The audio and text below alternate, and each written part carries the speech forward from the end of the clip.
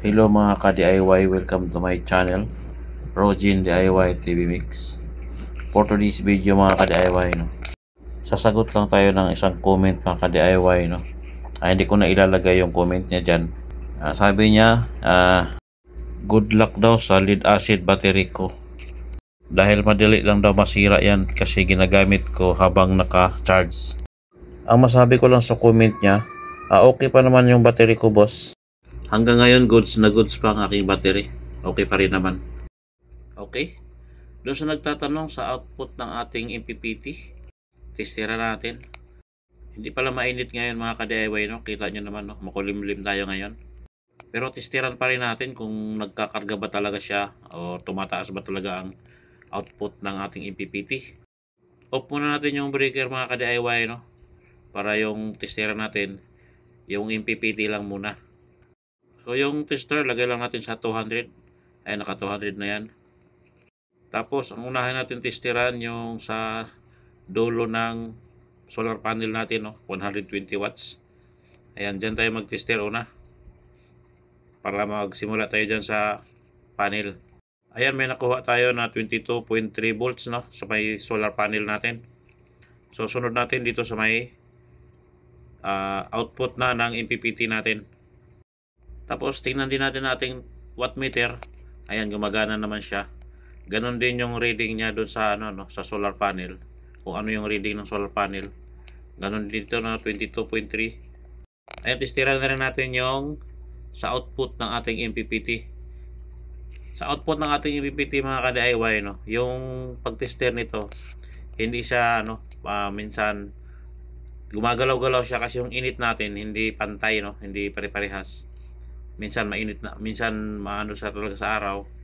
Kaya hindi, pinakababa na reading niya 59.3. Tapos ang pinakataas naman niya 71 volts. Kasi yung init hindi pare-parehas. Yan yung galing dito. Palabas dyan. Ito yan. O yan, nakikita mo naman 62.5. Halos parehas lang siya. Ayan.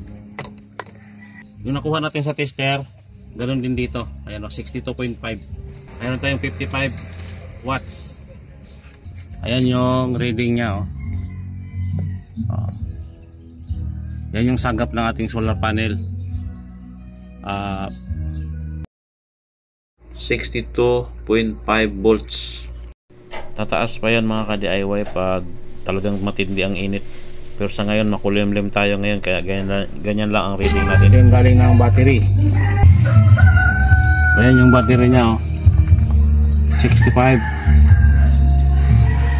65.4 65.3 ganun. Ayan, 65 yung karga ng battery. Dito galing sa solar,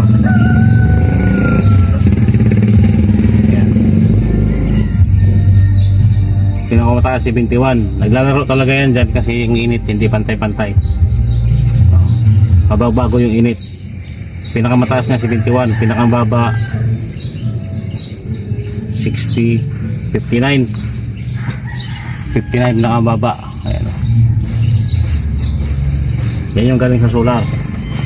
Pag dumaan dito, pagdating dyan, mataas na siya. Pag dito sa solar 21.8. Okay, una natin. Yan. Ayan yung karga ng ating e-bike mga ka-DIY, 67.4. At hanggang dito na lang mga ka-DIY. Maraming salamat sa panonood. Please like and subscribe and click the notification bell para updated kayo sa susunod ko pang mga video. Salamat!